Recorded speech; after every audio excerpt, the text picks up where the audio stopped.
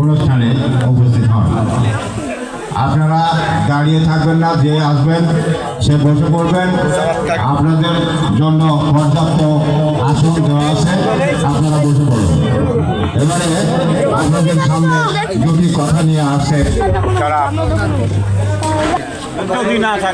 আমাদের তিনবার প্রধানমন্ত্রী, সাবেক প্রধানমন্ত্রী বেগম খালেদা জিয়ার যে আমাদের মৃত্যুবার্ষিকী, তার মিলাদ মাহফিল আয়োজন করা হয়েছে।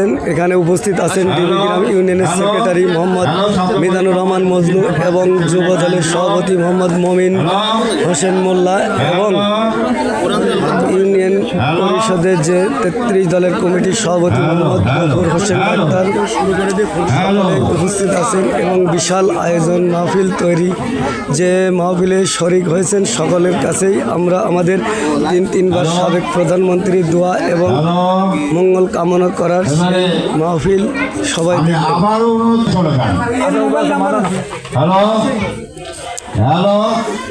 কাটাখালী বাজার আমাদের ডিবিগ্রাম খালেদা জিয়ার মৃত্যুতে আমরা সবাই শোকাহত। প্রিয় নেত্রীকে হারিয়ে আমরা সবাই শোকাহত। আজ বুধবার আমরা সবাই উদ্বেলিত। সবাই যে যেখানে আছেন আমার লাইভ দেখতেছেন চলে আসবেন আমাদের কাটাখালী বাজার। এবং কাটাখালী বাজারের শুধু কাটাখালী মানুষ না, সকল দেশের সকল প্রান্তের সকল নির্বিশেষে সব ধরনের মানুষের ভালোবাসার অনুগ্রহে আমরা মিলাদ মাহফিলের আয়োজন করেছি। আলহামদুলিল্লাহ।